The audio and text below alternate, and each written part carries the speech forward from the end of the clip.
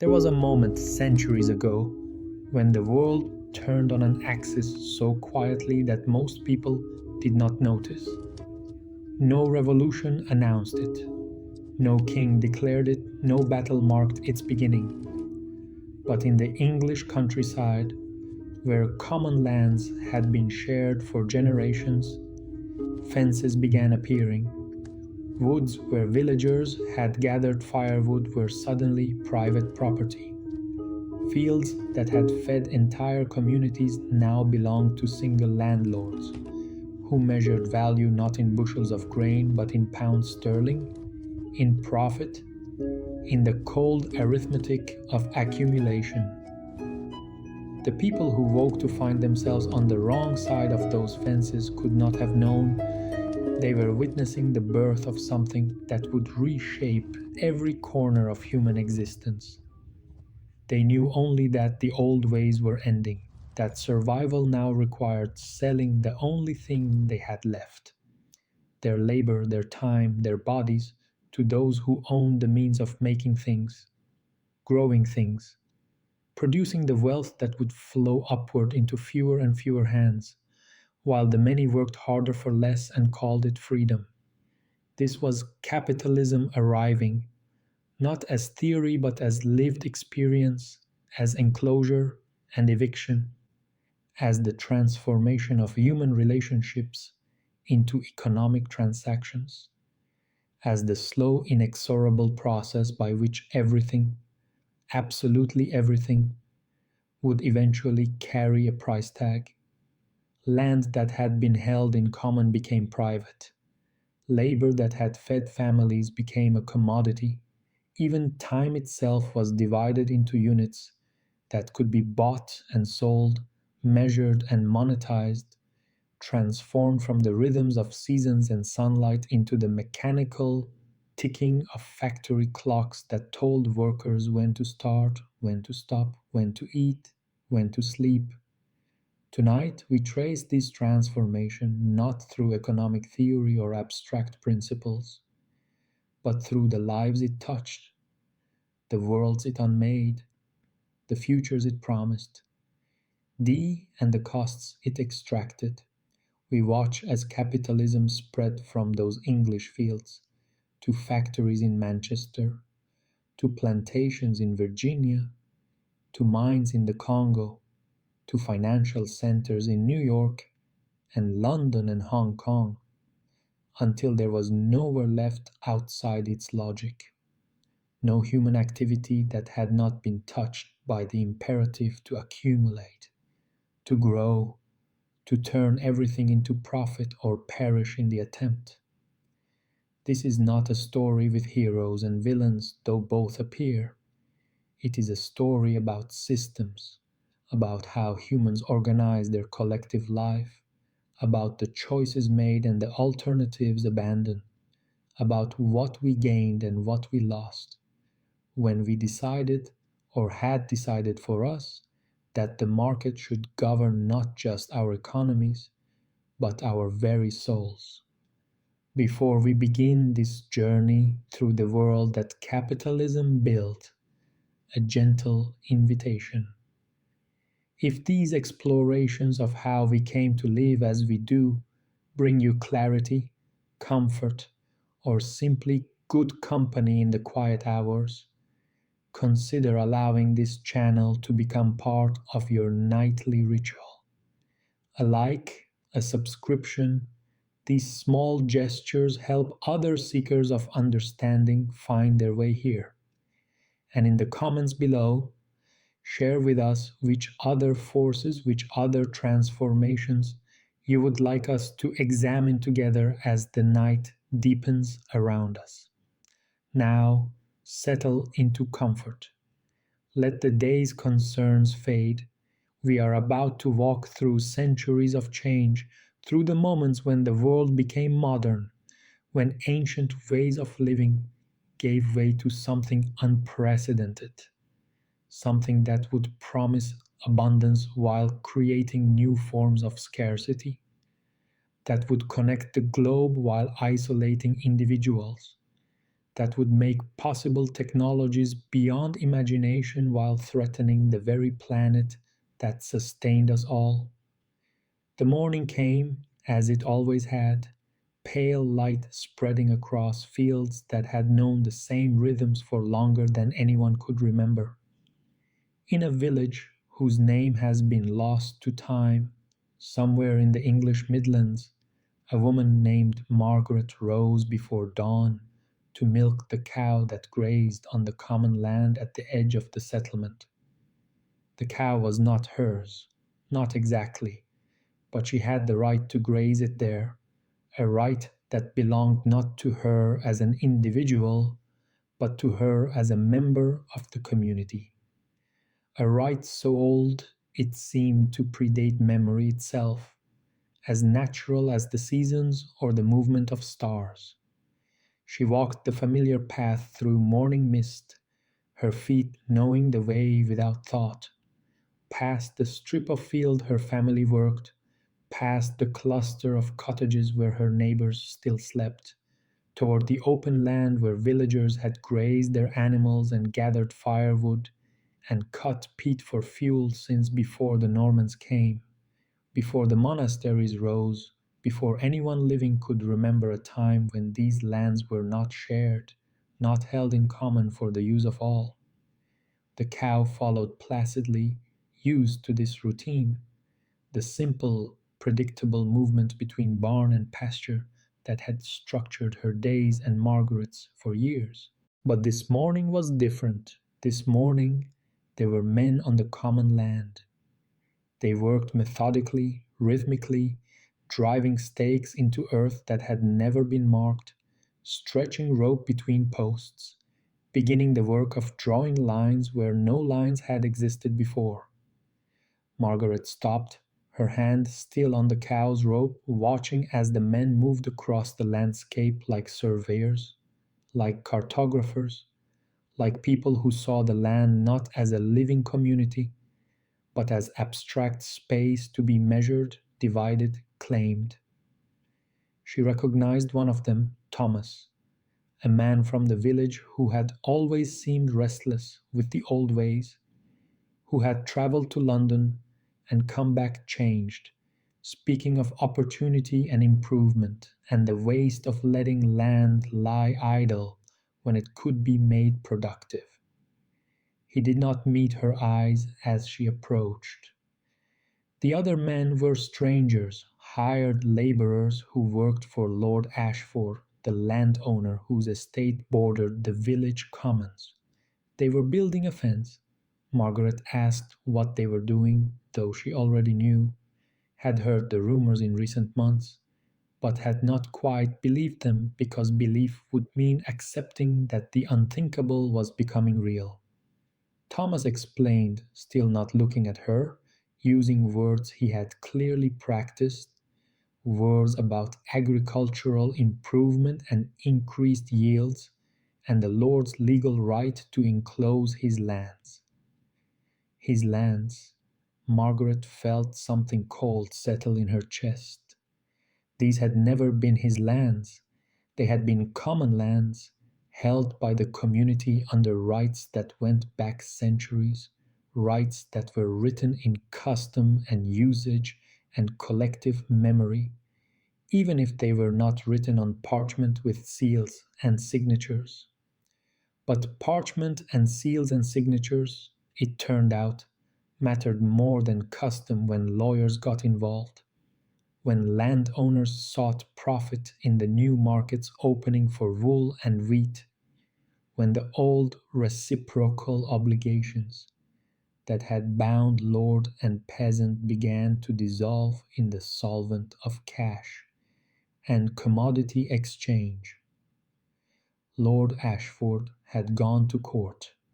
He had produced documents, old charters that gave him ownership of lands his ancestors had never actually claimed because claiming them would have violated the unwritten agreements that made the feudal system function. But those agreements were being rewritten now, or rather, they were being erased, replaced with a simpler logic. private property, enclosed and exclusive, valuable precisely because it excluded those who had once shared it. The fence went up over days, then weeks, oak posts and hawthorn hedges, a living barrier that would grow thicker and more impassable with time. The villagers watched helplessly as the commons shrank, as paths they had walked for generations were blocked, as the woods where they had gathered firewood became private hunting grounds, where they would now be prosecuted as poachers for taking what they had always taken freely. Some protested, appealing to the Lord, to his sense of tradition, to the old obligations he was violating. He listened politely and did nothing. Some took more direct action, tearing down sections of fence at night, only to find them rebuilt within days, now guarded by men with clubs who made clear that further resistance would be met with violence. Margaret's cow could no longer graze on the commons. She had to sell it, had to take whatever price the local buyer offered, which was less than the animal was worth because he knew she had no choice, no alternative. The money did not last long. Without the cow's milk, without access to common lands for fuel and grazing, and the hundred small resources that had made subsistence possible, Margaret's family faced a simple calculation. They could not survive in the village anymore. The old economy of shared resources and reciprocal obligations was being replaced by something new, something that required cash to meet needs that had once been met through community and commons. And cash required wages, and wages required living. This scene repeated itself across England through the 16th, 17th, and 18th centuries, sometimes slowly, sometimes in great waves of enclosure, authorized by acts of parliament that gave legal sanction to what amounted to theft from the poor by the wealthy. Millions of acres that had been held in common were privatized, transformed from shared resources into exclusive property. The justification was always improvement, efficiency, and progress. And there was truth in this. Enclosed lands were farmed more intensively, produced higher yields, and generated more wealth. But the wealth flowed upward to those who owned the land, while those who had depended on common rights found themselves dispossessed, propertyless, forced into a new relationship with survival itself. The transformation was not just economic but philosophical, a fundamental shift in how humans understood their relationship to the earth and to each other. Under the commons system, land was something you belonged to as much as something that belonged to you. Your rights came not from ownership, but from membership in a community, from the web of relationships and reciprocal obligations that defined village life. You took what you needed from the commons, and in return, you contributed your labor to maintaining them, to the collective work of hedge cutting and ditch digging and the hundred tasks that kept shared resources viable. But the new ideology of private property reimagined land as dead matter, as inert stuff that existed solely to generate profit for its owner. The relationships that had bound people to each other and to place were severed, replaced by the cold arithmetic of rent and wages. You were no longer a member of a community with inherent rights. You were an individual with only what you could buy, and if you could not buy, you had nothing. This was presented as freedom, as liberation from the suffocating constraints of tradition and obligation. And in some ways it was. The old system had been hierarchical, unequal, and often brutally oppressive in its own ways. But the new freedom was the freedom to starve, the freedom to sell yourself to whoever would buy your labor, the freedom to die in a ditch if no one found your work worth purchasing. Margaret and her husband John decided that thousands were made in those years. They would go to the city, to London, where they had heard there was work, wages, and opportunity for those willing to labor hard. They packed what little they owned into a single cart, said goodbye to the cottage that had housed John's family for generations, and joined the stream of displaced peasants flowing toward urban centers that were utterly unprepared for the influx. The journey took weeks, walking alongside the cart, sleeping in ditches and barns when farmers allowed it, buying food when they had coins, and going hungry when they did not. Margaret watched the landscape change around them.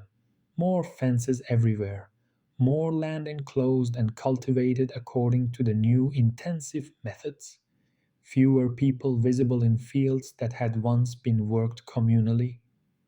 The countryside was being emptied so that production could increase, a paradox that made sense only in the new logic where human presence was measured not by community but by productivity, where fewer people producing more wealth was celebrated as progress, even as those displaced had nowhere to go. Londo N, when they reached, it was overwhelming in its scale and noise and stench. The city was growing explosively, swelling with refugees from enclosure, its medieval infrastructure buckling under the weight of new populations. Margaret and John found a room in a tenement in Satvar, a single space they shared with another family, sleeping in shifts because there was not enough floor space or for everyone to lie down at once.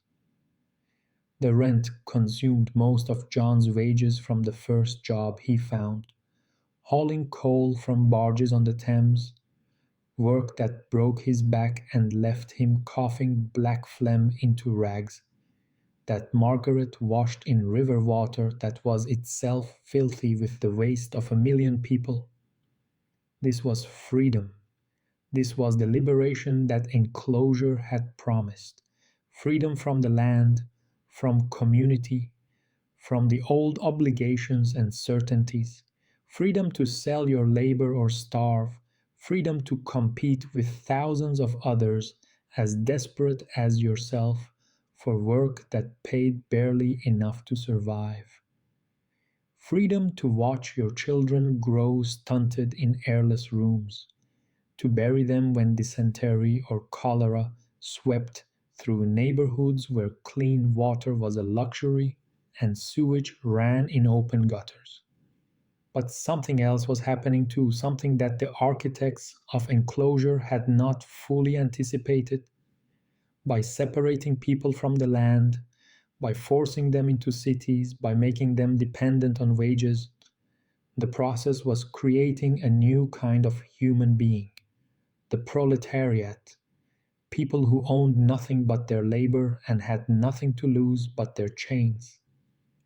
And these people, crammed together in slums, working side by side in emerging manufactories, began to recognize their common condition, began to organize, to resist, to demand something better than the freedom to be exploited. In workshops and taverns, in the rare moments when exhaustion did not claim them completely, workers talked. They remembered the commons or their parents remembered and told stories of a time when survival had not required selling yourself by the hour. They began to question whether the new arrangements were natural and inevitable, or whether they were choices made by those with power to benefit themselves at others' expense. They formed illegal unions, organized strikes, and wrote pamphlets arguing that the wealth being generated by their labor should belong to them rather than to the owners of capital, who contributed nothing but their ownership itself. The enclosures had done their work. They had privatized the land, created a class of propertyless workers, established the foundational conditions for capitalism's emergence. But they had also created the conditions for resistance, for the recognition that if property was not natural but created by law, then law could be changed, property could be reclaimed, the commons could be rebuilt in new forms adequate to an industrial age. This tension between the logic of private accumulation and the human need for collective provision would define the centuries to come. Margaret never returned to the village. She died in London during the cholera epidemic of 1665, buried in a mass grave with hundreds of others whose names were not recorded, whose lives were not commemorated, who existed in history only as statistics, as the human cost of the transformation that made modern capitalism possible. Her grandchildren would work in the factories that were beginning to rise in northern England, their bodies synchronized to machines, their time divided into units that could be bought and sold. They would never know the commons their grandmother had lost. They would never experience the rhythms of collective land use, the security of community provision, the sense of belonging to a place that belonged equally to you. But they would inherit her dispossession, the condition of being propertyless in a world that measured human value by property ownership, of having nothing to sell but their capacity to work, of living always at the edge of survival, always vulnerable to the fluctuations of markets they did not control and could barely understand.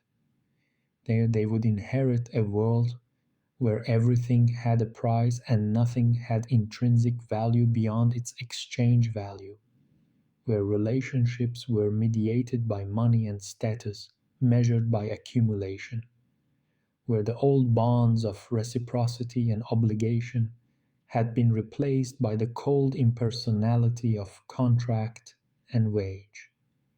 This was capitalism's founding violence, not metaphorical but literal, the forcible separation of people from the means of their own subsistence, the transformation of what had been shared into what was privately owned, the creation of a class of people who would have no choice but to work for others or die.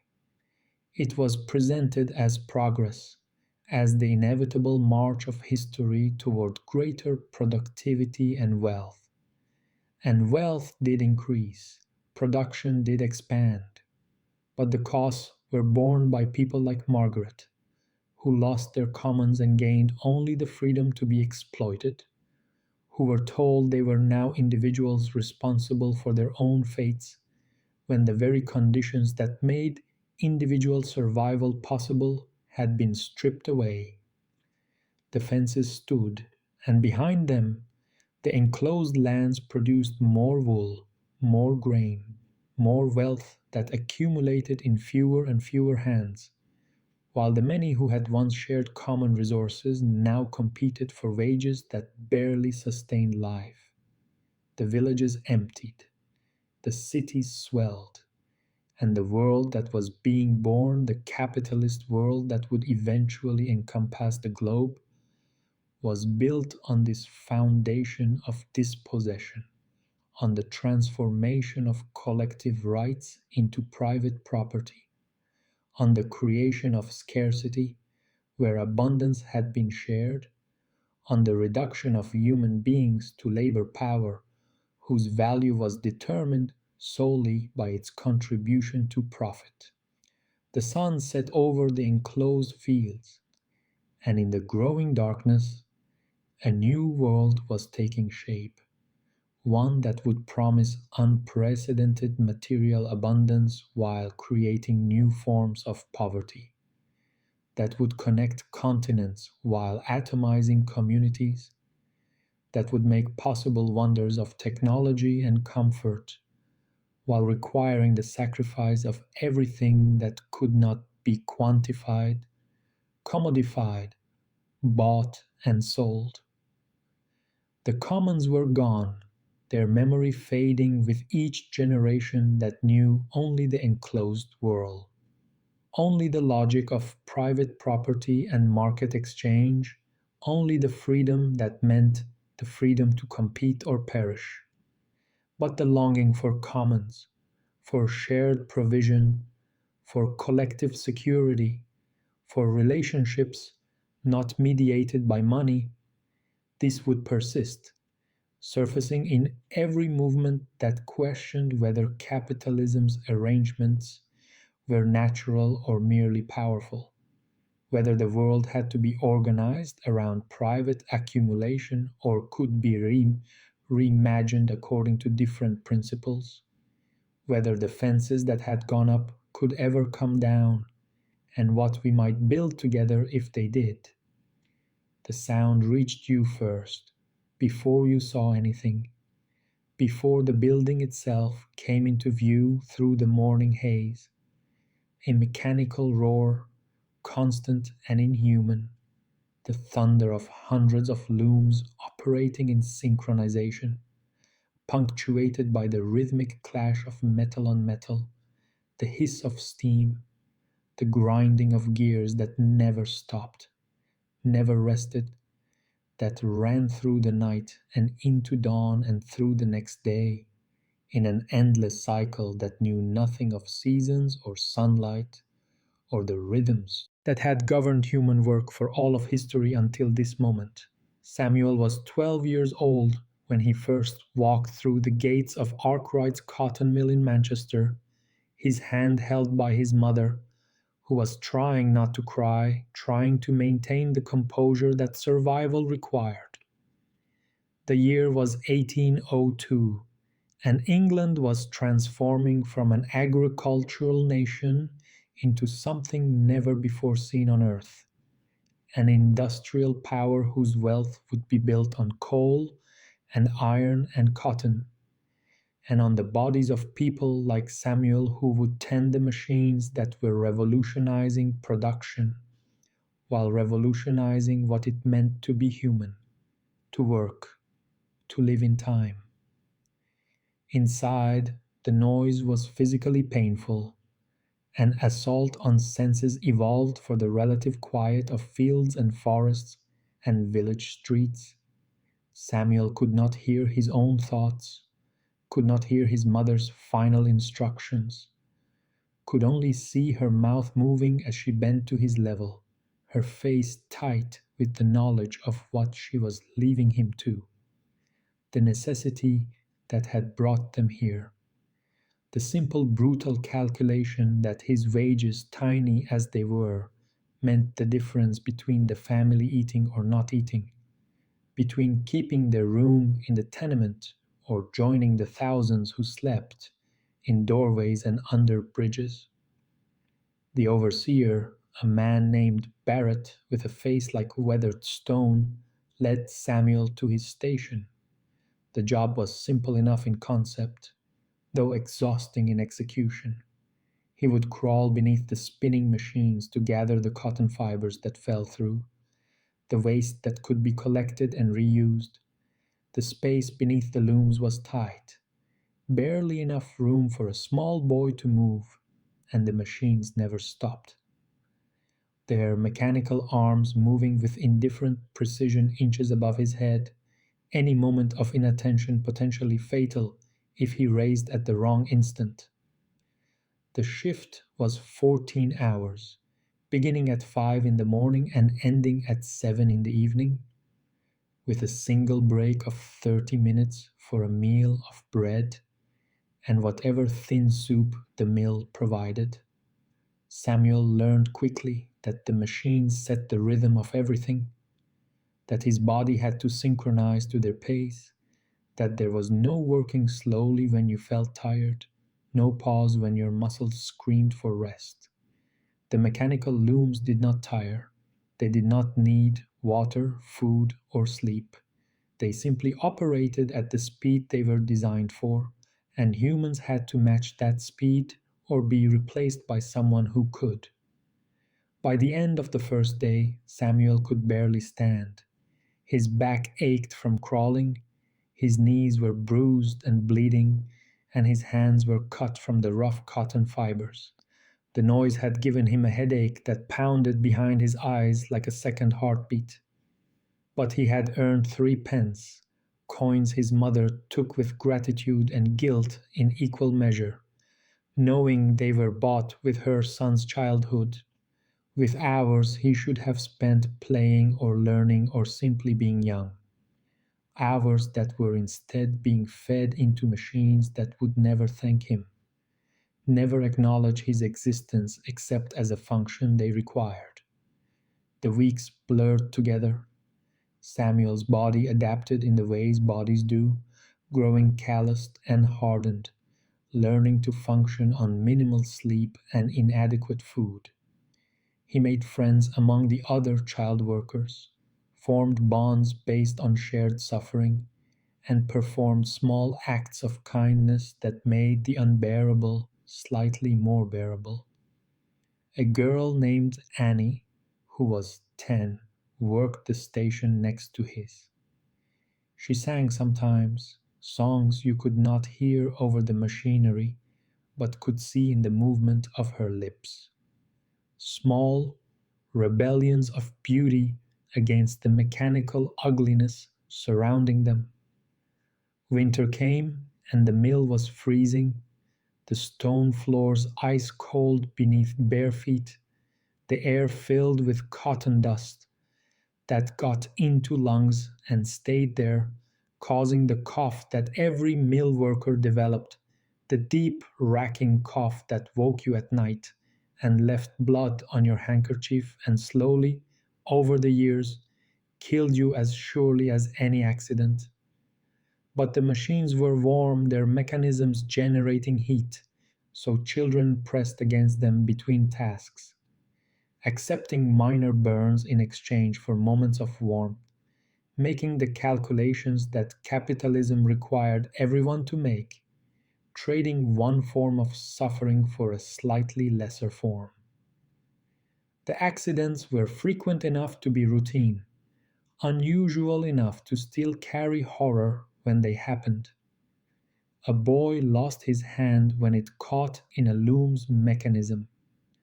A girl was scalped when her hair, which was supposed to be tied back but had come loose, was grabbed by spinning machinery.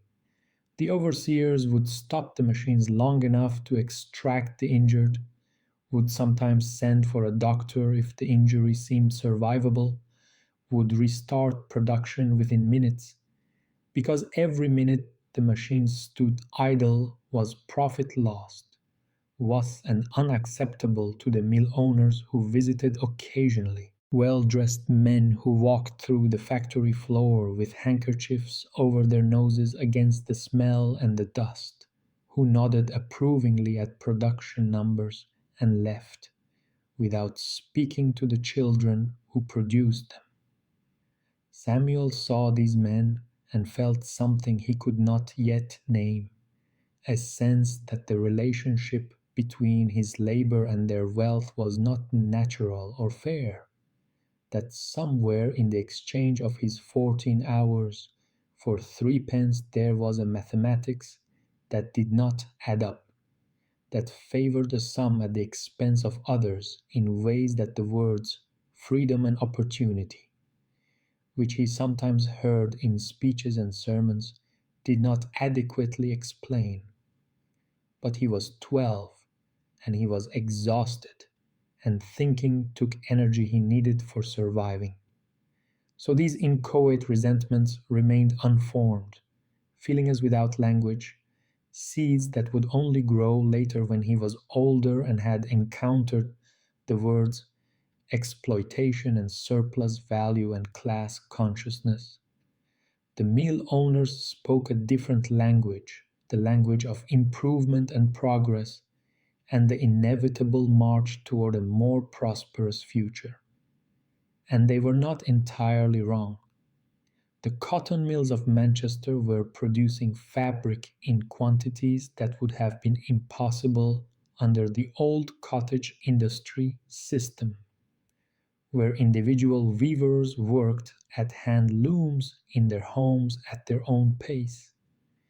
A single power loom tended by a child produced more in a day than a skilled weaver could produce in a week.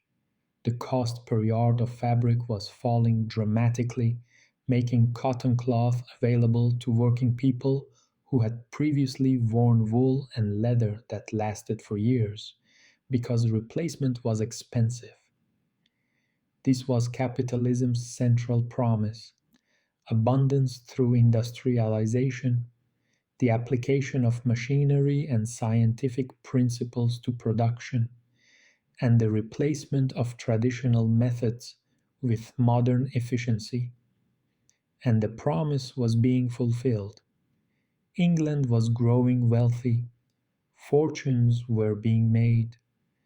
The mill owners built grand houses and sent their sons to Oxford and Cambridge, entered their daughters into society, marriages that connected industrial capital with landed aristocracy, creating a new ruling class that combined old privilege with new money.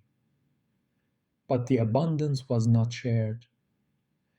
The children in the mills saw fabric pour from the looms and received wages that could not buy new clothes for themselves. The workers who tended the machines created wealth beyond anything their ancestors could have imagined and lived in squalor that would have shocked those same ancestors. The productivity gains went to owners in the form of profit, while wages were held to subsistence levels by the constant availability of desperate workers willing to accept any pay rather than starve. This was not an accident, but a system, not an aberration, but logic, the fundamental dynamic of capitalism, where those who owned the means of production captured the value created by those who worked. Yet the factories were also creating something else, something the owners had not anticipated and could not control. By gathering hundreds of workers in single locations, by subjecting them to identical conditions and identical grievances, by making their labor interdependent and their fates connected, the industrial system was forging solidarity. Workers who might have competed as individual artisans began to see themselves as a class with shared interests opposed to the interests of their employers. The very concentration that made factories efficient also made them vulnerable to collective action. The first strikes were small, localized, and usually unsuccessful. Workers would down tools, refuse to work until wages were raised or hours reduced. The owners would bring in strike breakers, would lock out the strikers, and would wait until hunger forced them back on whatever terms the owners dictated. The workers had only their labor to withhold, and labor could not be withheld indefinitely when families needed to eat.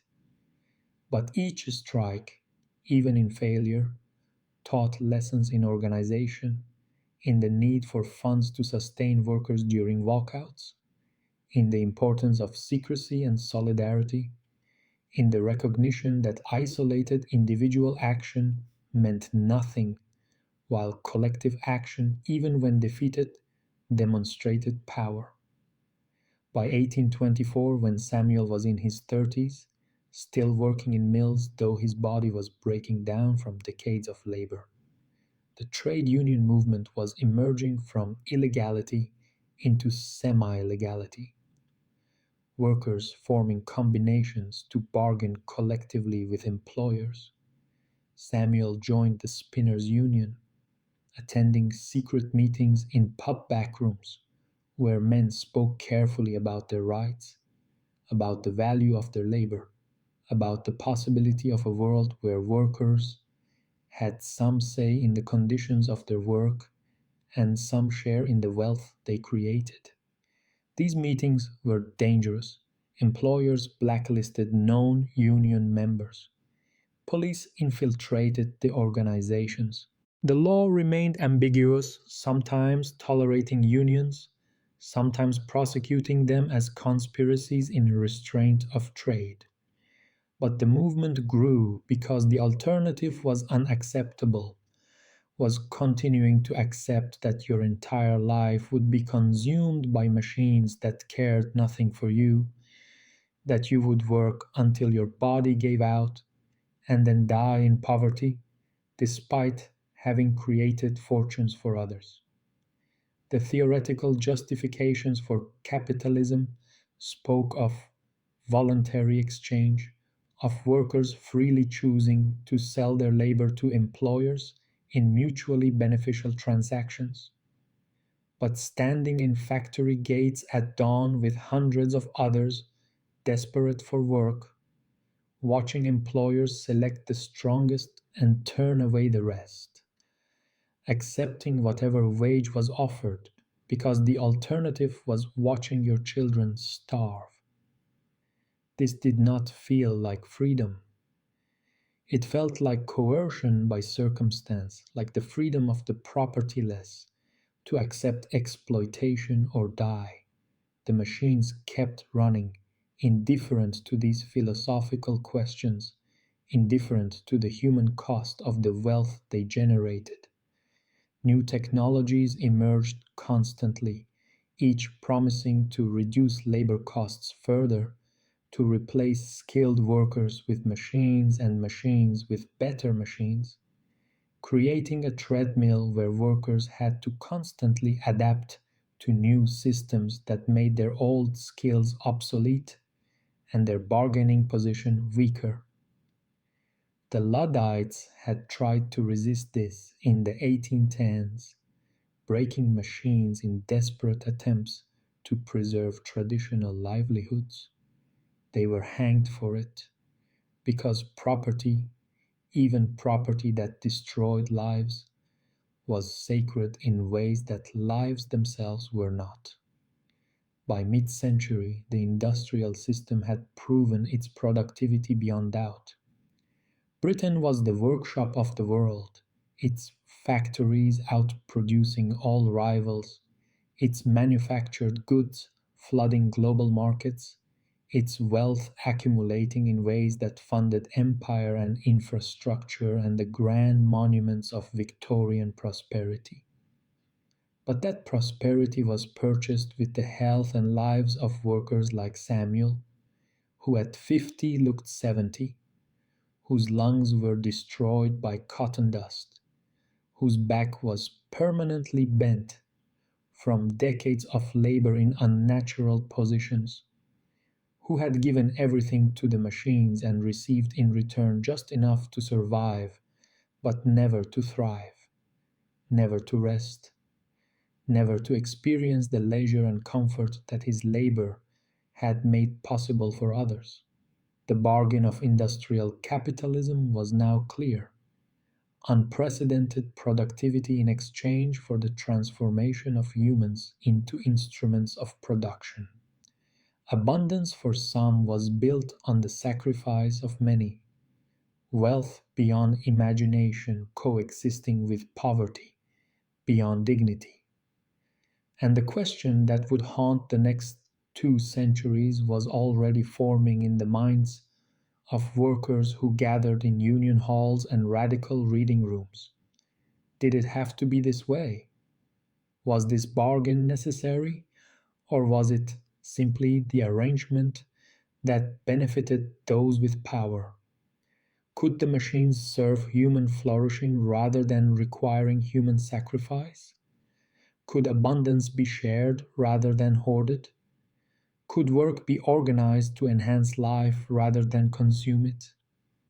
These questions had no easy answers, but they were being asked now loudly by people who had experienced firsthand the human cost of industrial progress, who had seen children lose limbs to machines and men work themselves to death and fortunes built on wages that barely sustained life. The Industrial Revolution had changed production forever, demonstrating what humans could build when they applied rationality and machinery to the transformation of nature. But it had also revealed something darker about the system organizing that transformation, about the willingness to treat people as means rather than ends, about the creation of abundance alongside artificial scarcity, about the generation of wealth that made a few grotesquely rich while keeping the many who created that wealth in perpetual desperation. Samuel died in 1852 in the same tenement where he had lived his entire adult life, surrounded by the sounds of the city that had consumed his years and given him nothing but survival.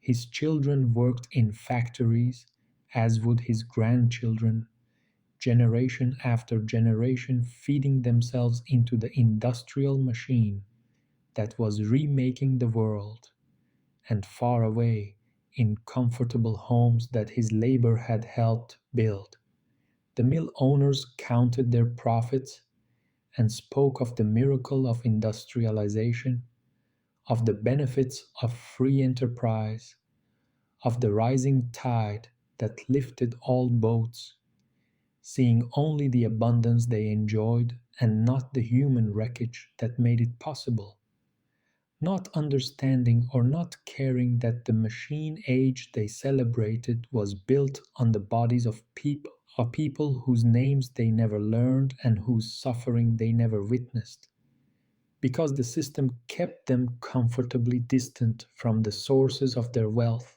The machines ran on through day and night. Their rhythm became the rhythm of modern life.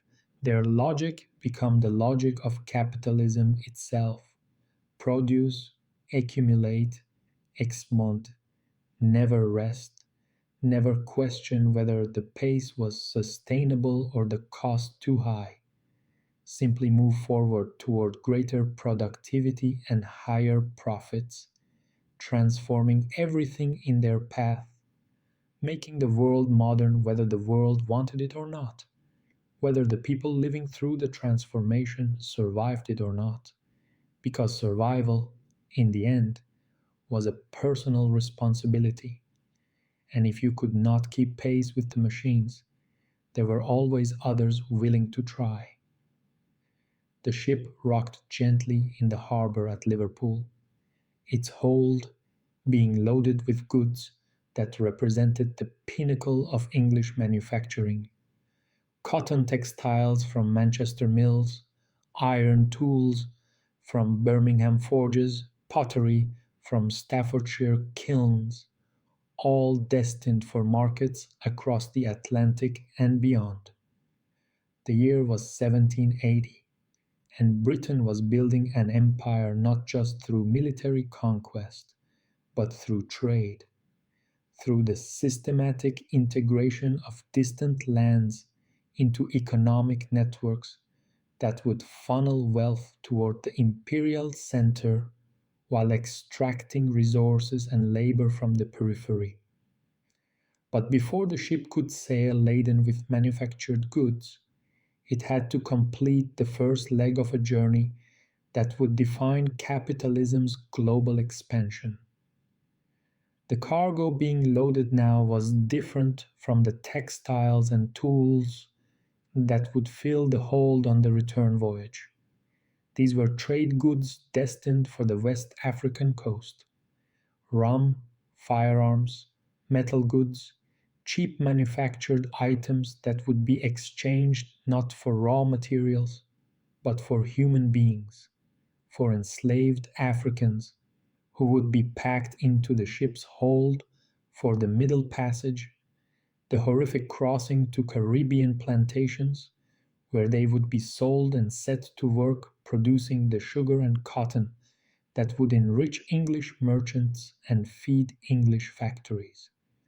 This was the triangular trade, the circuit that connected three continents in relations of exchange that were anything but equal, that created wealth in Europe through the systematic impoverishment and brutalization of Africa and the Americas. The ship's captain, a man named Hewitt, who kept meticulous records and considered himself a respectable businessman rather than a participant in atrocity, would make three stops on this voyage. First, the Gold Coast of Africa was to exchange its manufactured goods for human cargo. Second, Barbados will sell that cargo to plantation owners. Third, back to Liverpool with sugar, rum, and tobacco produced by enslaved labor. Each leg of the journey would generate profit. Each transaction would be recorded in ledgers that made no moral distinction between the sale of cloth and the sale of children torn from their mothers. The profits were extraordinary. A successful voyage could return 300% on investment, wealth that funded the country, estates and elegant townhouses of Liverpool's merchant class, that capitalized new factories and financed the industrial revolution that was transforming England from an agricultural backwater into the world's dominant economic power. But this wealth had a source that the account books did not fully capture, that the elegant language of commerce deliberately obscured. Every pound of profit was mixed with blood, extracted through violence so systematic it had become boring to those who administered it, routine as the keeping of inventory. On a sugar plantation in Jamaica, a man named Kwame, who had been given the name Thomas by his owners, woke before dawn to begin work that would continue until darkness made it impossible to see the cane fields stretching in every direction.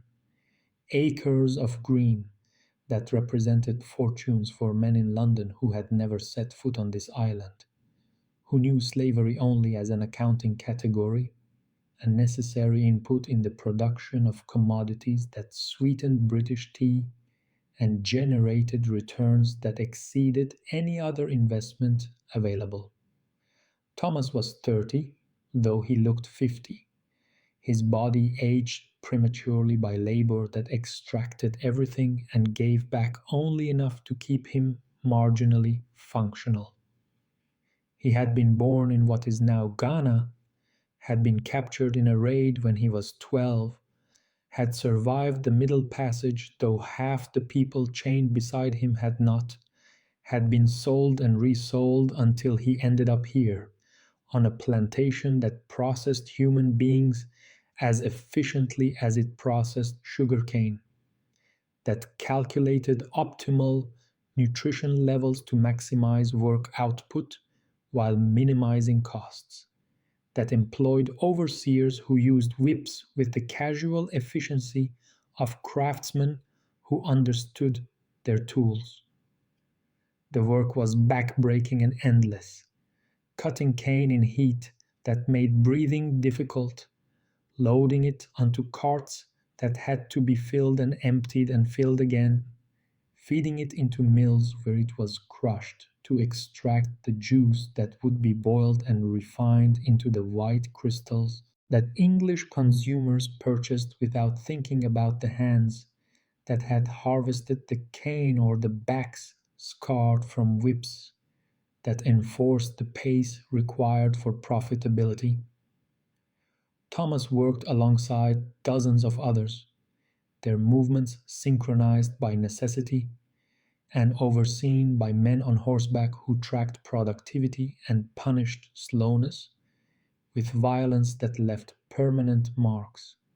This was capitalism in its purest form, stripped of the ideological justifications that made it palatable in the imperial center, revealed as the extraction of maximum value from human bodies, treated as property, as instruments of production, whose suffering was irrelevant except where it reduced efficiency. The plantation was a factory before factories dominated England, an industrial operation that used enslaved labor instead of wage labor, but operated according to the same logic of accumulation, the same imperative to produce more at lower cost, to maximize the gap between the value created by workers and the amount returned to them in the form of subsistence. The wealth generated was staggering. Sugar was the oil of its age, a commodity that generated fortunes large enough to reshape English society, to create a planter class whose political power rivaled traditional aristocracy, whose interests shaped colonial policy, and whose profits helped fund the Industrial Revolution that would eventually make slavery economically obsolete. Not because it was immoral, but because wage labor in factories proved more flexible and ultimately more profitable than enslaved labor on plantations. But in the 18th century, slavery was the engine of accumulation, the foundation on which European wealth was built, and the violence required to maintain this system was not incidental but essential. Enslaved people resisted constantly through small acts of sabotage, through work slowdowns, through escape attempts, and occasionally through open rebellion that had to be crushed with exemplary brutality to prevent its spread. The Maroons in Jamaica's mountains maintained communities of escaped slaves who raided plantations and offered hope of freedom to those still enslaved. The plantation owners responded with manhunts, with torture of recaptured escapees, with legal codes that defined enslaved people as property, but punished their resistance as crime, creating a legal contradiction that revealed the fundamental lie at the system's heart, that these were human beings whose humanity was denied for the sake of profit. Thomas had tried to escape once, had made it 3 days into the mountains before being caught. The punishment had been designed not just to hurt him, but to terrorize others who might consider following his example. He was flogged in front of the entire plantation, 50 lashes that left his back a mass of scar tissue, then forced back to work the next day because healthy slaves represented capital investments that had to be utilized to generate a return. The scars remained, visible reminders of the cost of resistance, of the totality of control that plantation owners maintained over lives they owned but whose humanity they could never quite extinguish. Across the Atlantic and half a world away, in India, a different kind of extraction was underway, one that used law and trade rather than chattel slavery, but that was no less devastating in its impact on millions of people. The British East India Company had transformed itself from a trading concern into a colonial administrator, ruling vast territories not to benefit the people living there, but to extract wealth for shareholders in London. The company's logic was purely commercial. India existed to provide raw materials for British factories and markets for British goods. Its own industries deliberately destroyed to create dependence on imperial trade. In Bengal, where the company had established direct rule, the policy was systematic deindustrialization. India had once been the world's leading textile producer, its cotton fabrics prized across the globe for their quality and beauty. British policy set out to destroy this industry, to transform India from manufacturer to raw material supplier, to create captive markets for the inferior cloth produced in Manchester mills. Tariffs made Indian textiles expensive in British markets, while British goods flooded India duty free.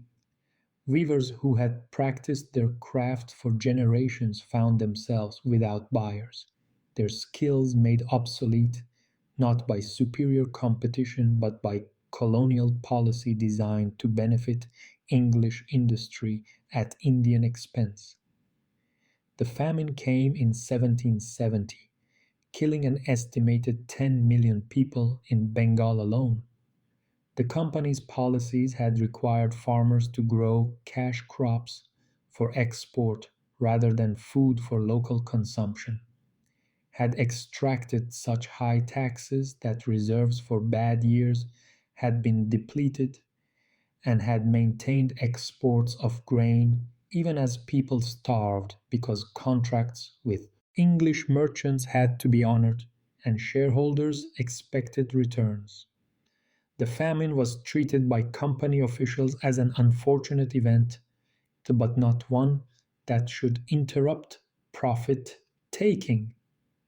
The same ships that might have brought food relief carried textiles and opium to foreign markets, because humanitarian concerns could not be allowed to interfere with commercial obligations. This was capitalism's colonial phase, using state power to create favorable conditions for accumulation, distorting markets to benefit the powerful, treating subject populations as means to metropolitan ends, and extracting wealth through mechanisms that destroyed local economies while enriching imperial centers. The relationship between England's industrial development and India's forced underdevelopment was not coincidental but structural, each dependent on the other, English factories needing cheap raw materials and captive markets, while Indian producers were prevented from competing, their resources and labor channeled toward English profit. The justifications were various but shared a common theme: superiority. The British were civilizing India, bringing modern administration and infrastructure to a backward land, teaching efficiency and proper governance.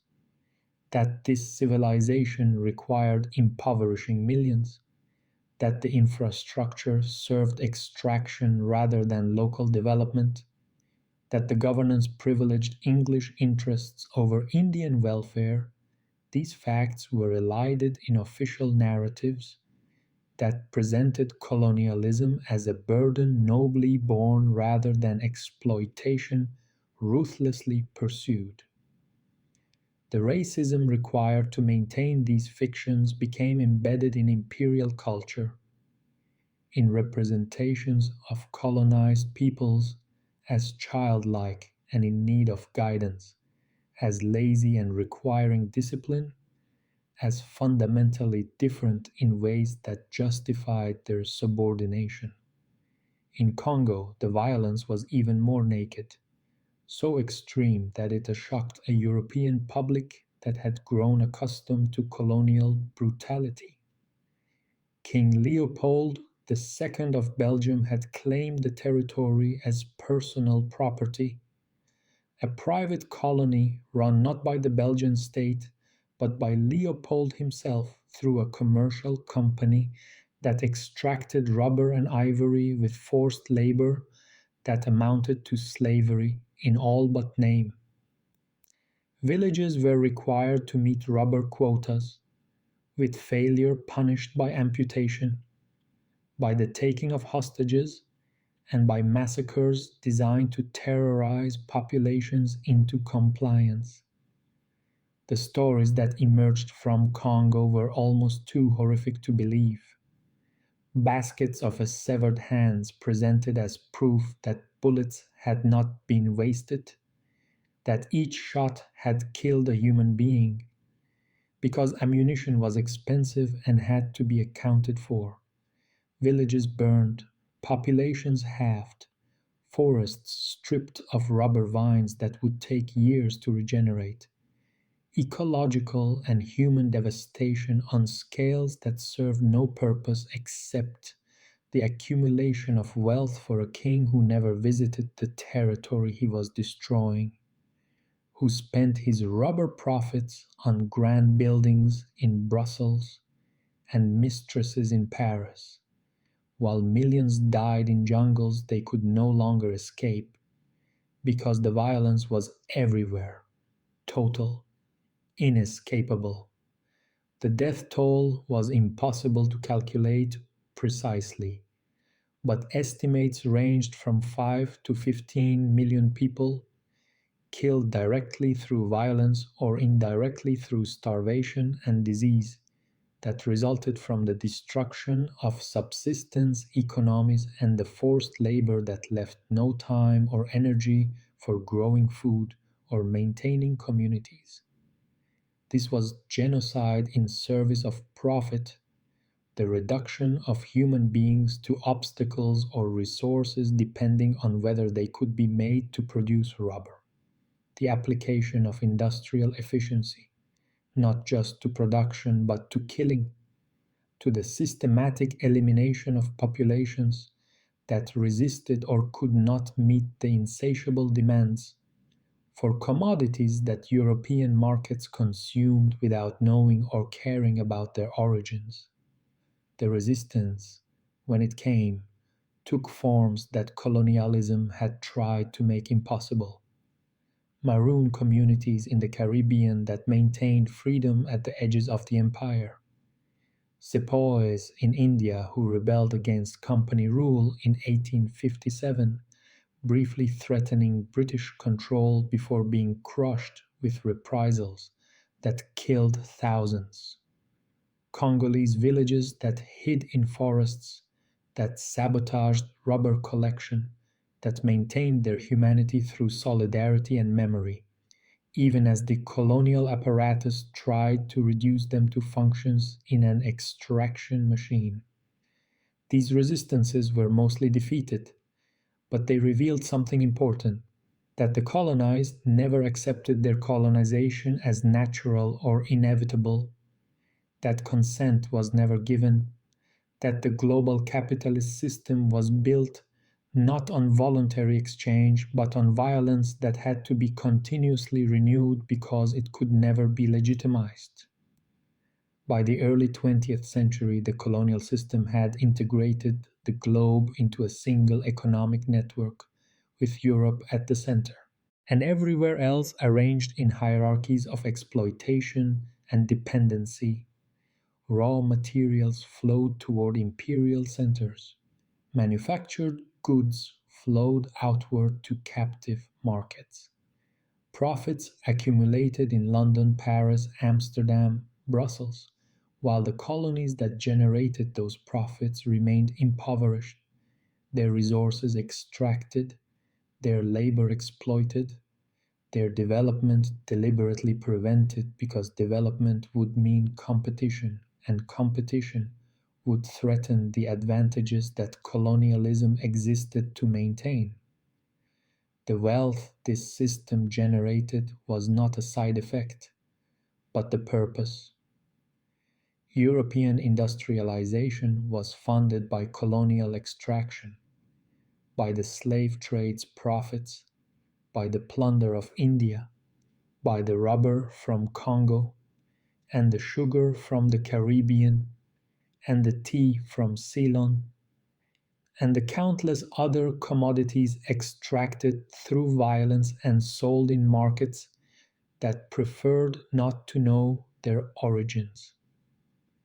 The comfortable myth that European prosperity resulted from superior culture or harder work, or better institutions collapsed when confronted with the actual history, which showed that prosperity was built on systematic theft, that the metropole's wealth was the colony's poverty, that capitalism's global expansion required not just economic exchange, but political domination that could ensure the terms of exchange always favored the powerful.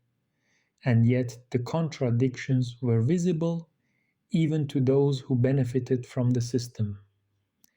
Abolitionists in Britain documented slavery's horrors and organized campaigns that eventually ended the legal slave trade and then slavery itself, though not from pure moral conviction, but from the recognition that slavery was becoming economically obsolete and morally indefensible.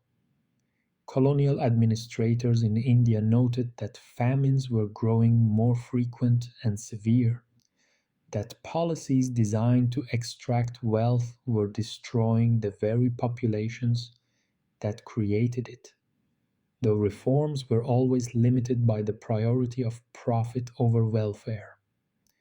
Missionaries in Congo exposed Leopold's atrocities, creating international outcry that eventually forced him to cede control to the Belgian state, though the exploitation continued under different management.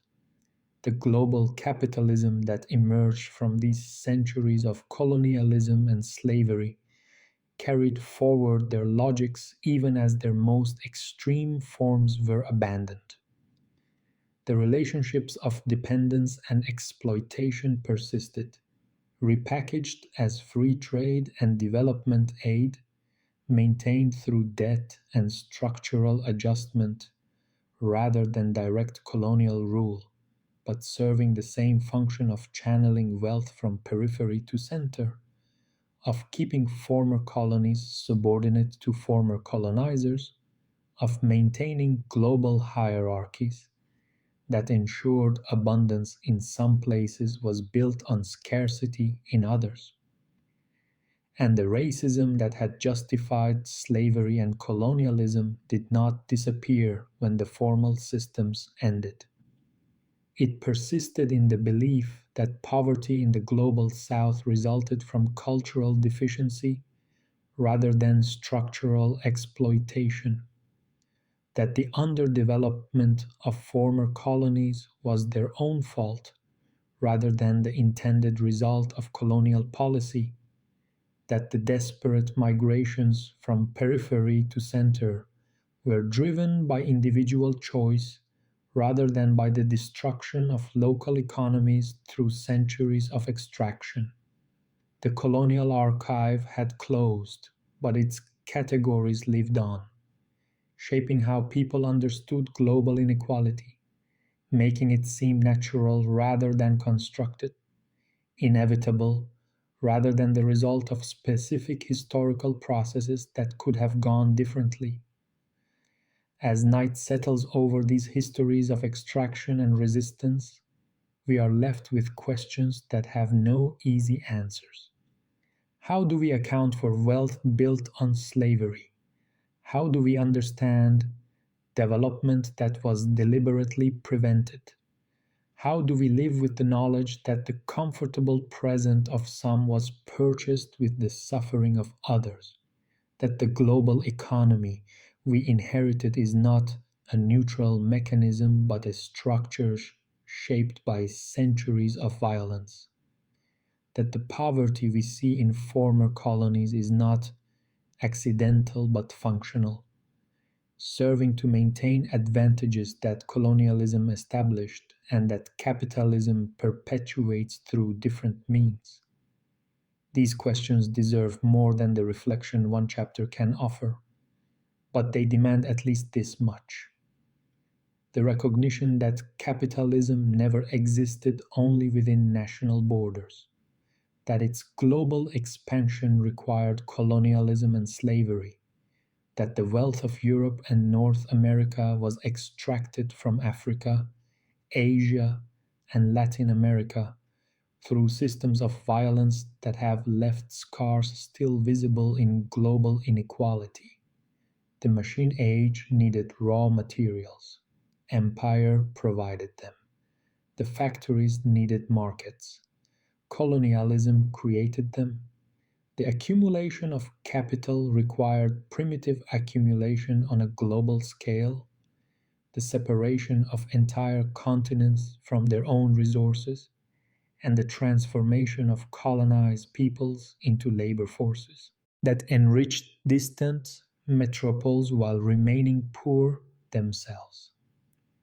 And so we rest, carrying the weight of these histories, understanding that the world we inherited was built through processes we would condemn if we examined them honestly, that our comfort may be connected to others' suffering in ways we prefer not to trace, that capitalism's promise of prosperity for all was always limited to some, was always dependent on the exploitation of others who were denied the prosperity their labor created.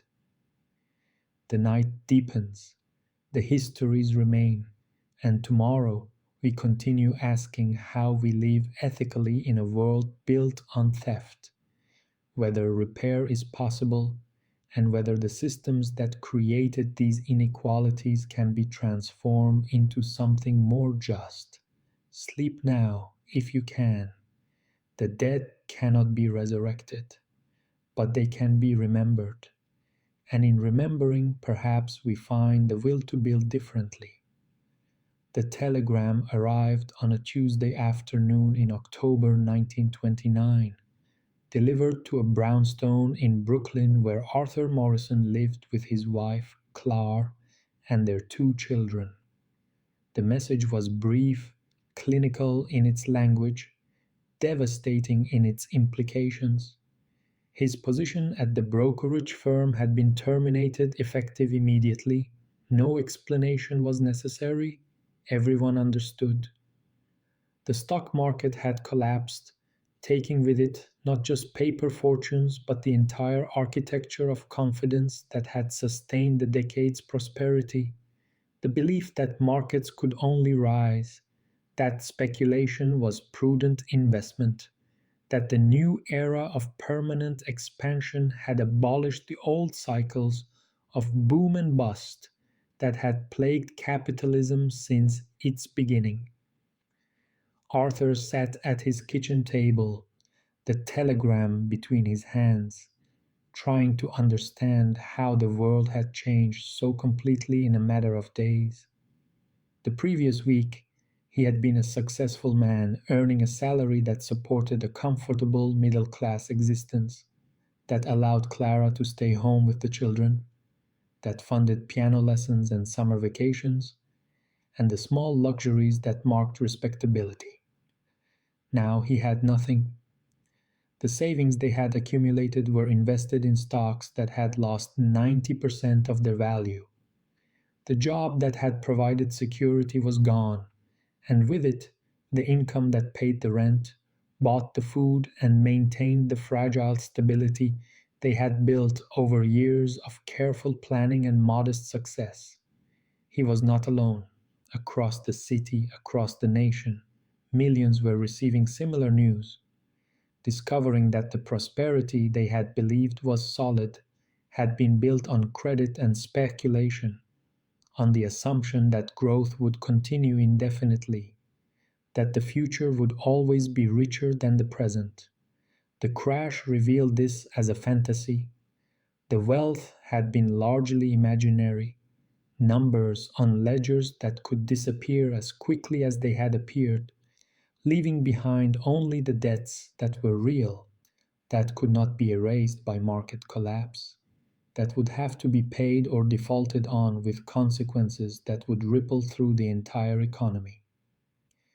Within months, the crisis had spread from Wall Street to Main Street, from financial markets to the real economy of production and employment. Factories closed because no one could afford to buy their products. Banks failed because depositors withdrew their savings in panic, creating runs that collapsed institutions that had seemed permanent. Unemployment rose with terrifying speed, from 3% to 15% to 25%, until 1 in 4 workers had no job, no income, no prospect of either in an economy that was contracting rather than growing, consuming itself in a deflationary spiral that classical economic theory said was impossible, but that was undeniably, devastatingly real. Arthur looked for work with the desperate intensity of a man who understood that his family's survival depended on finding employment in a market flooded with people exactly like him, experienced professionals competing for positions that didn't exist, that were being eliminated daily as businesses failed and the employed were laid off to join the ranks of the desperate. He stood in line at employment offices where hundreds gathered each morning, hoping for day labor, for anything that might bring in enough to buy bread, to keep the rent paid for 1 more month, to delay the inevitable slide into homelessness that threatened everyone who had depended on wages and had no reserves to sustain them through collapse. The lines grew longer through 1930 and 1931. Bread lines and soup kitchens organized by charities that were overwhelmed by the need that exceeded anything they were equipped to handle. Men who had been respectable, who had worked steadily for years, who had believed in the promises of capitalism that hard work and prudent behavior would be rewarded, now stood waiting for free food, their faces carrying the shame that American culture attached to poverty, the belief that unemployment was personal failure rather than systemic collapse, that if you were hungry, it was because you had not tried hard enough, even when there were 10 applicants for every job, and most businesses were not hiring but firing. Clara watched her husband diminish, not just financially but spiritually, watched the confidence drain from him as rejections accumulated, as the savings dwindled and then disappeared, as they fell behind on rent and the landlord grew impatient, and the possibility of eviction transformed from abstract fear to concrete certainty. She took in washing, worked hours that left her hands raw and her back aching, earning pennies that bought less each week as what little money they had lost purchasing power in an economy where deflation made debts heavier and wages for those lucky enough to have them bought less than they had before the crash. The children, Grace and Thomas, understood something was wrong but could not grasp the magnitude of the change. They knew their father was home during the day now, something that had never happened before. They knew meals had become smaller, simpler, that meat appeared rarely and luxuries not at all. Grace's piano lessons stopped. Thomas's shoes developed holes that were patched with cardboard because new ones were an impossible expense. They learned not to ask for things, not to mention the hunger that had become their constant companion, sensing that their parents carried burdens too heavy to accept additional weight. By 1932, the family was living in a Hooverville, one of the shanty towns that had sprung up in cities across America, named sarcastically for the president who had assured the nation that prosperity was just around the corner, while the corner receded further with each passing month. Their home was a shelter constructed from scrap wood and corrugated metal, offering minimal protection from the weather, no protection from the despair that settled over the encampment like fog. Hundreds of families lived in this particular Hooverville, constructed on vacant land that no one was developing because development required capital and credit and confidence, all of which had evaporated. The residents organized as best they could, creating informal governance, sharing what little they had, maintaining dignity through mutual aid, and the stubborn insistence that their poverty was not moral failure but economic catastrophe, that they were not lazy but victims of a system that had collapsed and taken them down with it.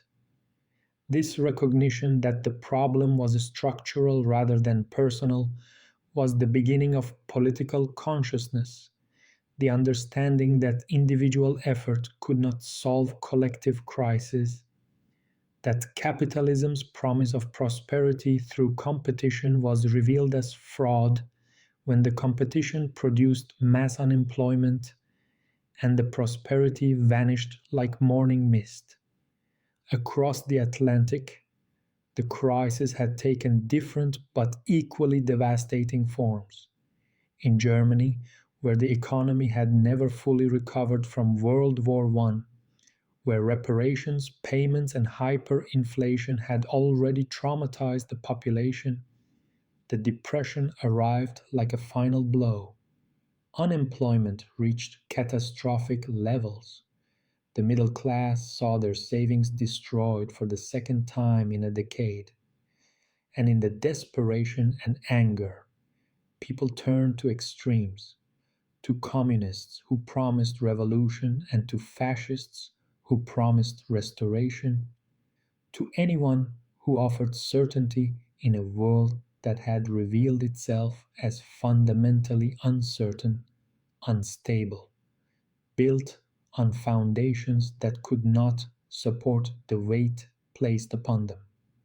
The crisis revealed something that mainstream economics had denied: that capitalism was not self correcting, that markets left to themselves did not naturally tend toward equilibrium and full employment, that the invisible hand could strangle as easily as guide, that the system required intervention, regulation, management by forces outside the market itself if it was to avoid cycles of collapse that destroyed not just wealth but lives, that threatened not just prosperity but social stability and even democracy itself. The response came slowly, resisted by those who believed government intervention was worse than economic collapse, who argued that the depression was the market's way of correcting excesses and that interference would only prolong the adjustment. But as the crisis deepened and the political dangers became clear, even conservatives recognized that something had to be done, that capitalism had to be saved from itself if it was to survive at all. In America, Franklin Roosevelt's New Deal represented a fundamental rethinking of the relationship between government and economy. The state would no longer simply enforce contracts and protect property. It would actively manage economic activity, providing employment when the private sector did not, regulating financial markets to prevent the speculation that had caused the crash, creating social safety nets that would catch people before they fell into destitution. Social security promised dignity in old age. Unemployment insurance provided temporary support during job loss. Labor laws protected workers' rights to organize and bargain collectively. These were not socialist measures, though they were called that by opponents. They were attempts to make capitalism stable, to address its tendency toward crisis and inequality, to create the conditions where markets could function without destroying the social fabric. The New Deal saved capitalism by reforming it, by acknowledging that the laissez faire ideology that had dominated the previous decades had failed catastrophically and that a new settlement was needed, one that balanced market efficiency with social protection, that recognized workers as human beings with rights rather than just commodities whose price was determined by supply and demand. The Second World War completed what the New Deal had begun, pulling the economy out of the Depression through massive government spending, demonstrating that unemployment was a policy choice rather than an economic inevitability, that full employment was achievable when the state committed sufficient resources. The war also created the conditions for a new global economic order, one where the United States would serve as hegemon, where capitalism would be rebuilt on foundations that included international institutions, regulated trade, and the understanding that unchecked markets produced instability that served no one's interests. The decades following the war were capitalism's golden age, at least for workers in the industrial core. Strong unions bargained for wages that rose with productivity. Government spending on education and infrastructure created opportunities for upward mobility. Progressive taxation funded social programs that reduced poverty and provided security. The middle class expanded. Home ownership became accessible to working families, and the nightmare of the Depression seemed to have been conquered through the right mix of market dynamism and government regulation. Arthur Morrison, who had survived the Depression through luck and determination, found stable employment in the Postal Service, a government job that provided reliable income and pension benefits.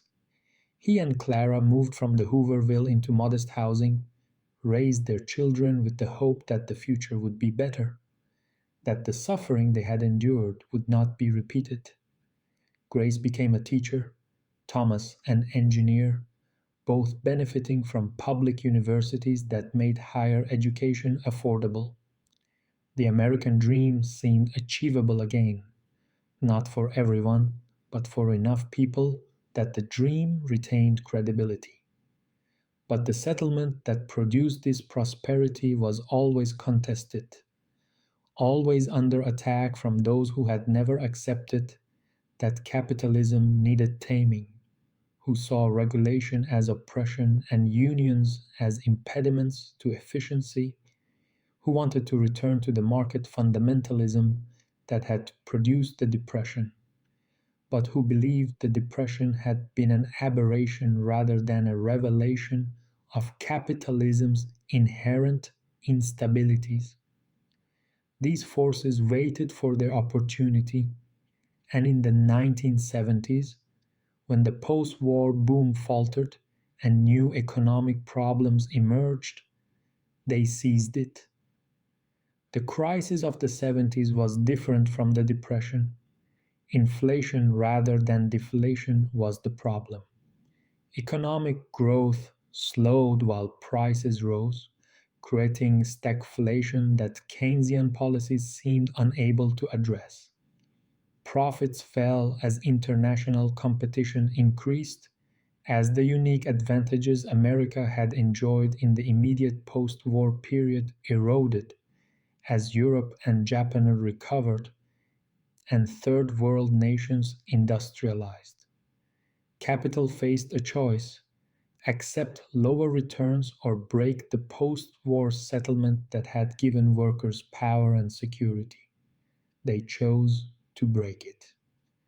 The neoliberal revolution, as it came to be called, dismantled the regulatory framework that had governed capitalism since the New Deal.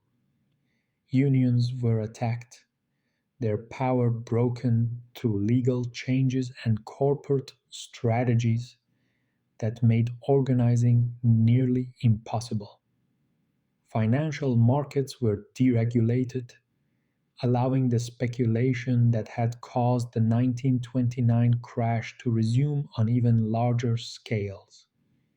Taxes were slashed on the wealthy while social programs were cut, reversing the redistribution that had created the middle class. Globalization moved production to countries where labor was cheap and unions non existent, where environmental regulations could be ignored, and where the race to the bottom benefited capital at workers' expense. The justification was freedom, the claim that markets worked best when unregulated, that government intervention distorted natural economic processes, and that everyone would benefit from liberating capitalism from the constraints that had been imposed on it. The reality was different. Wages stagnated even as productivity increased. Wealth is concentrated at the top while the middle class hollows out. Financial crises became more frequent and severe, culminating in the 2008 crash that destroyed millions of jobs and trillions in wealth, while the banks that caused it were bailed out with public money. Thomas Morrison, Arthur's son, lost his engineering job during the recession of the early 1980s, a victim of factory closures as production moved overseas. He found work eventually, but at lower wages, without the union protection his father had enjoyed, in a labor market that treated workers as disposable. His children would graduate from universities drowning in debt that Thomas's generation had avoided because public education had been defunded. Its costs shifted from society to individuals. They would enter a gig economy where stable employment was rare, where the security their grandfather had fought for and briefly won had been systematically dismantled. The cycle had turned. The crisis had led to transformation, to reforms that made capitalism more stable and equitable. Then stability had been taken for granted. The memory of crisis had faded, and the reforms had been undone by those who believed or claimed to believe that markets needed no regulation, that capitalism would take care of everyone if only government would step aside. And now crisis loomed again, not just economic but ecological, not just national but global. And the question was whether this crisis would produce transformation or collapse, whether we would learn from the past or repeat its failures, whether capitalism could be reformed again, or whether it had exhausted its capacity for renewal. As the night deepens and this chapter closes, we are left suspended between these possibilities, living in the long shadow of choices made decades ago, inheriting both the prosperity those choices created and the instability they tried to prevent. The Depression taught that markets fail, that capitalism, unregulated, produces catastrophe, and that social protection is not a luxury but a necessity. The post war decades proved that capitalism could be managed, that growth and equity were not incompatible, that workers could share in the wealth they created. The neoliberal era demonstrated that these lessons could be forgotten, that the powerful would always seek to escape constraints, that the settlement that had brought stability could be undone when the generation that remembered why it was necessary had passed.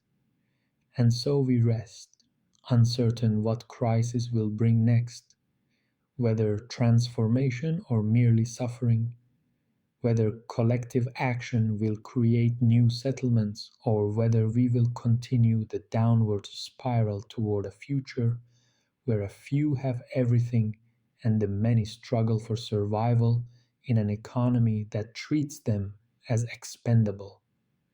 The questions remain open. The night holds no answers. But in the morning, we will have to choose, as every generation must, what kind of economy we will build, what kind of society we will inhabit, whether we will repeat the cycles of boom and bust, or finally learn to organize our collective lives in ways that serve human flourishing rather than requiring human sacrifice to the endless oscillations of a system that promises prosperity but delivers it only to some, only temporarily, only until the next inevitable crash. Sleep now, carrying these histories, these warnings, these possibilities. Tomorrow we continue. The factory floor was silent now, emptied of the machines that had run for 60 years. The rhythmic thunder replaced by an absence so complete it felt physical. Maria stood in the space where her workstation had been, where she had assembled transmissions for 3 decades, where her mother had worked before her, where the promise of steady employment and union wages had once seemed as permanent as the concrete beneath her feet. The year was 2003, and the plant in Detroit was closing, not because it was unprofitable, but because it was not profitable enough. Because shareholders demanded returns that could only be achieved by moving production to countries where labor cost a fraction of what American workers earned, where environmental regulations were minimal, where unions were illegal or suppressed. She had known it was coming. Everyone knew. The rumors had circulated for months before the official announcement, the sense of doom settling over the workforce like winter fog. But knowing did not make the reality easier, did not answer the question of what came next for a 52-year-old woman whose skills were specialized to work that no longer existed here, whose pension had been converted to a 401k that lost half its value in the stock market downturn, whose health care was tied to employment that was ending in 30 days, whether she had found something else or not. The union that had once protected workers like Maria had been systematically weakened over the previous decades. Its power eroded through legal changes and corporate strategies that made organizing nearly impossible, that allowed employers to threaten plant closures if workers demanded too much, that pitted American labor against global labor in competitions where the only winning move was accepting lower wages, fewer benefits, and less security. The solidarity that had won the 8 hour day and the weekend and the living wage had been fractured by the understanding that your gain might mean someone else's job moved overseas, that the company could always find somewhere cheaper, someone more desperate, some jurisdiction willing to sacrifice its workers and environment for the promise of investment that might disappear as quickly as it arrived. Maria left the factory for the last time, carrying a cardboard box with the few personal items from her locker, joining a stream of workers making the same exit, their faces showing the particular exhaustion of people who had done everything right, who had worked hard and shown loyalty and believed in the bargain that said effort would be rewarded, only to discover that the bargain had been rewritten without their consent, that the rules had changed while they were busy following them. The parking lot emptied. the building stood vacant, and within months the machinery was disassembled and shipped to Shenzhen, where it would be reinstalled and operated by workers earning in a day what Maria had earned in an hour.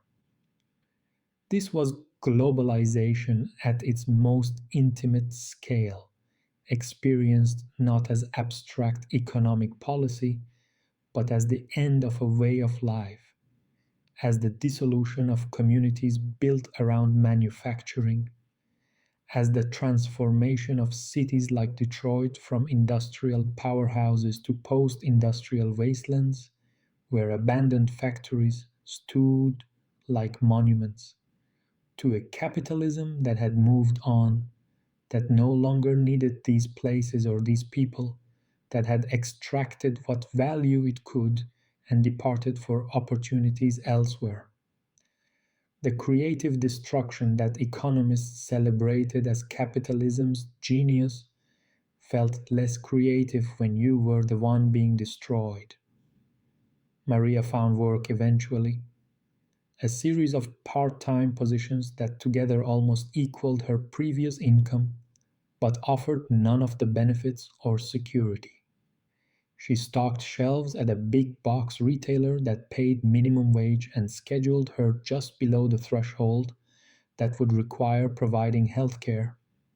She worked nights, cleaning offices in buildings where people earned more in a day than she made in a month. She drove for a rideshare company when her other jobs allowed, using her own car and paying her own gas, classified as an independent contractor rather than an employee, so the company could avoid the costs and obligations that employment entailed. This was the gig economy, the future of work that technology companies promised would liberate people from the constraints of traditional employment, that would allow flexibility and autonomy, and the freedom to be your own boss. The reality was different. The flexibility meant never knowing what your income would be, scrambling to piece together enough work to pay rent, and being available constantly because refusing gigs meant lower ratings and fewer opportunities. The autonomy meant bearing all the risks that employers had once absorbed, paying your own insurance and saving for your own retirement if you could save at all, when every dollar was already spoken for before it was earned. And the algorithms that assigned the work and determined the pay were merciless in their efficiency, optimizing for profit without regard for the human costs, treating workers as interchangeable units whose value was determined minute by minute based on supply and demand, on ratings left by customers who had no context for understanding that a single bad review could devastate someone's livelihood, on metrics that measured everything except the dignity and security that human beings needed to build lives rather than just survive from day to day. Maria was not alone. Millions of Americans were experiencing the same transformation, watching manufacturing jobs disappear and service jobs proliferate, watching wages stagnate even as productivity increased, watching the gap between what they earned and what things cost grow wider each year. Housing became unaffordable in cities where good jobs existed. Education became a luxury purchase financed through debt that would take decades to repay. Healthcare remained tied to employment in a labor market where stable employment was increasingly rare, creating situations where people stayed in jobs they hated or that harmed them because leaving meant losing insurance for themselves or their children. The wealth that workers created was flowing upward with an efficiency that would have made the industrial titans of the 19th century envious. Executive compensation had exploded while worker wages stagnated, the ratio between CEO pay and average worker pay expanding from 30 to 1 in the 1970s to 300 to 1 by the 2000s. Shareholders extracted value through stock buybacks and dividends while workers were told that raises were impossible, that the company could not afford to pay more, that competition was too fierce and margins too thin, even as profits reached record levels and executives received bonuses based on how much cost they had cut, how many jobs they had eliminated, how efficiently they had translated human desperation into shareholder value. The financial sector had grown to dominate the economy in ways that disconnected it from production entirely. Banks, that had once existed to facilitate investment in productive enterprises, now made more money from trading financial instruments, from speculation that created no jobs and produced no goods, but generated enormous profits for those who could access the markets and navigate their complexities. The 2008 financial crisis had revealed the dangers of this financialization, showing how speculation could nearly collapse the entire global economy.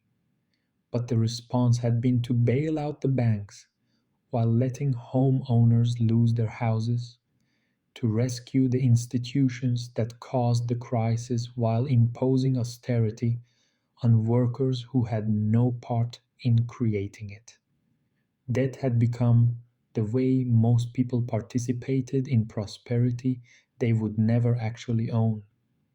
Student debt for education was increasingly necessary but decreasingly sufficient for stable employment.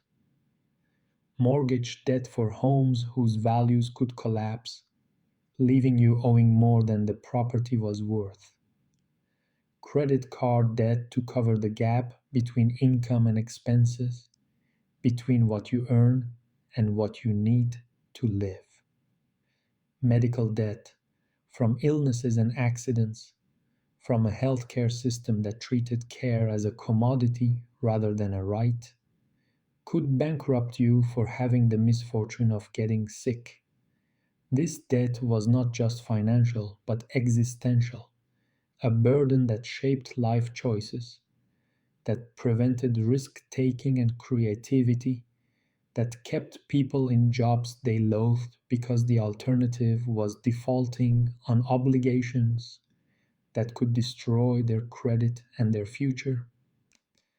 You could work hard your entire life and still end up with nothing, could do everything you were told to do and still find yourself struggling, could sacrifice and save and still watch it all disappear in medical bills or market crashes or any of the hundred ways that a system built on individual responsibility punished you for vulnerabilities that were actually systemic. The anxiety this created was pervasive, a constant low level stress that eroded health and relationships, that made planning impossible because the future was too uncertain, that transformed the American dream from promise to cruel joke. Each generation was supposed to do better than the previous one and was supposed to find the prosperity that rewarded hard work and prudent choices.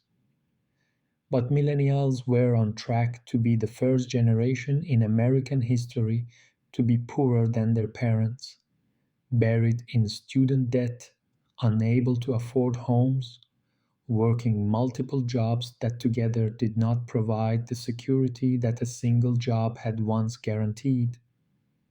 The planet itself was beginning to send signals that the whole project of endless growth was approaching limits that could not be overcome through innovation or efficiency. Climate change was no longer a future threat, but a present reality, extreme weather events becoming more frequent and severe, ecosystems collapsing, and the possibility emerging that capitalism's requirement for perpetual expansion was incompatible with the physical constraints of a finite world.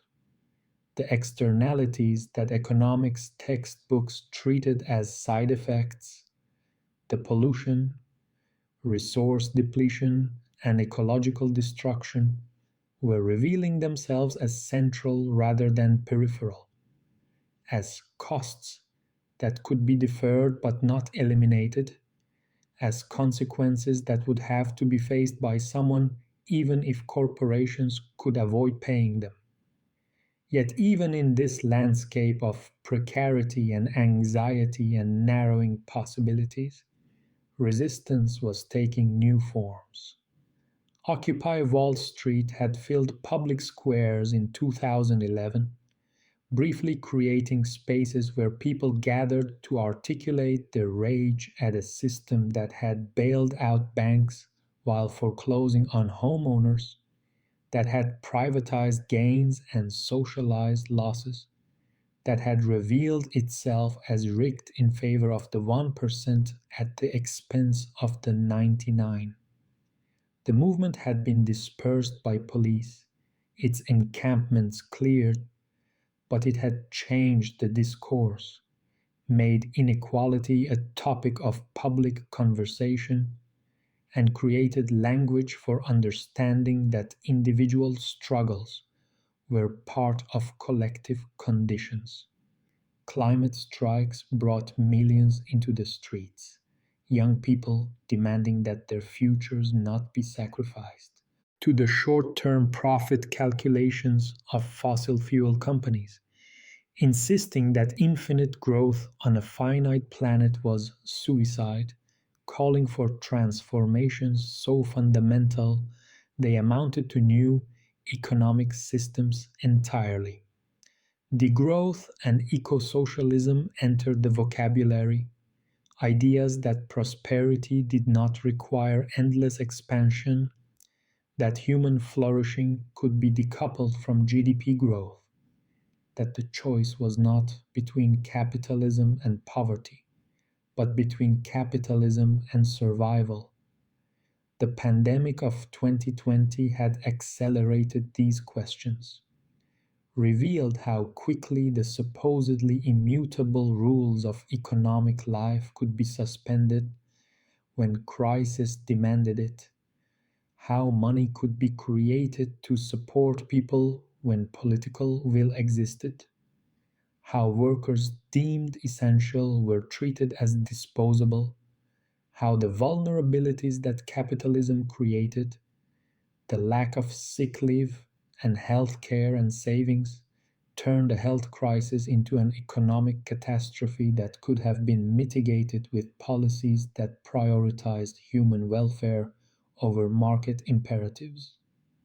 Maria, now in her 70s, watched her grandchildren navigate this world with a mixture of pride and heartbreak. They were educated, capable, hard-working, and everything she had been told would guarantee success. But they lived with roommates in their 30s because housing was unaffordable. They worked gigs that provided no benefits or security. They spoke casually about not being able to afford children, about climate catastrophe, about futures that seemed narrower than the past, reversing the trajectory that was supposed to define progress.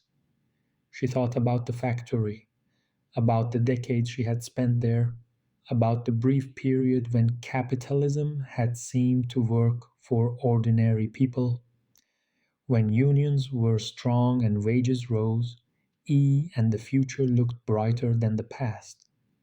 That period now appeared as an aberration, a temporary settlement forced by depression and war and social movements, undone as soon as capital regained the power to undo it, revealed not as capitalism's natural state, but as a concession that had been clawed back as thoroughly as possible.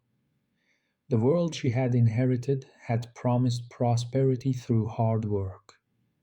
The world she was leaving promised precarity despite hard work, offered freedom that meant freedom to compete in rigged markets, and provided a choice between various forms of insecurity. The machine age had made abundance possible, but the abundance was concentrated, hoarded, and used to purchase political power that ensured it remained concentrated. The global economy connected everyone, but left most vulnerable to decisions made in distant boardrooms, to algorithms optimized for profit, to systems that treated human beings as resources to be exploited rather than as people with inherent dignity and rights. And yet, the possibility remained, faint but persistent, that things could be different, that the systems governing economic life were human creations that could be recreated, that capitalism was not the end of history but a phase that might give way to something else, something that organized production and distribution according to human need rather than private profit, that treated the planet as a home to be maintained rather than a resource to be extracted, that valued care and creativity and community over endless accumulation. This possibility lived in the mutual aid networks that had sprung up during the pandemic, in the union organizing happening at coffee shops and warehouses, in the movements demanding universal basic income and Medicare for all and a Green New Deal. It lived in the recognition growing among younger generations that the old promises were broken, that new arrangements were necessary, that the choice was between transformation and catastrophe, and there was no middle path, no way to tinker at the margins when the center would not hold. The questions that had always defined capitalism remained unanswered. Who benefits? Who pays? What is the purpose of an economy? Is it to maximize growth and profit, or is it to provide for human flourishing, to create conditions where people can build meaningful lives, where work contributes to rather than detracts from well being, where the wealth created collectively is shared rather than concentrated, where the future is something to anticipate rather than dread? As Maria sat in her small apartment, looking at photographs of her grandchildren, she carried no illusions that these questions would be resolved in her lifetime. But she also carried something else, a stubborn hope that each generation had to nurture and pass forward. The belief that people were capable of more than the system allowed, that solidarity could overcome the divisions that capitalism required, that the world could be organized differently if enough people refused to accept, that the current arrangements were natural or inevitable or the best that humans could achieve. The night deepens now, and our journey through capitalism's transformation of the world comes to its close. We have walked through enclosed fields where commons became private property, through factories where machines set the rhythm of human lives, through plantations and colonies where extraction fueled metropolitan wealth, through depressions that revealed the system's instabilities, through the brief settlement that made capitalism tolerable and its subsequent unraveling into the precarious present we all inhabit. We have seen capitalism's tremendous, productive power, its capacity to create abundance, to innovate and adapt, to spread across the globe and integrate distant lands into networks of exchange. But we have also seen its costs, the dispossession and exploitation, the crises and inequalities, the way it treats people as means rather than ends, the way it requires endless growth on a finite planet, the way it promises freedom while creating new forms of bondage, the way it generates wealth for some through the impoverishment of others. The system that changed the world forever is itself being changed, pressured by its own contradictions, by the resistance of those it has harmed, by the ecological limits it is approaching, by the simple recognition that what exists is not what must exist, that history did not end, that the future remains open to possibilities we cannot yet fully imagine, but can begin to build. And so we rest, carrying these histories and questions into sleep, understanding that we are not passive inheritors of economic systems, but active participants in their continuation or transformation, that the world we live will be shaped by choices we make or fail to make, by whether we accept the reality we have inherited or work to create realities more aligned with human dignity and planetary survival. Capitalism changed the world. The question that remains, the question each generation must answer, is whether we will allow it to destroy the world or whether we will change capitalism itself, bend it toward justice, or replace it with something better, something that serves life rather than requiring life to serve it. Sleep now in whatever peace you can find, knowing that tomorrow brings new opportunities to build differently, to imagine alternatives, to insist that the economy exists for people and planet, not the other way around. The work is not finished, it is never finished, but it continues as it must, as it will, as long as there are people who refuse to accept that this is the best we can do, who carry forward the possibility that we might yet create a world where everyone has enough, where no one is disposable, where the wealth we create together is shared by all who create it. Rest well, dream of better worlds, and when morning comes, we continue the ancient work of building them.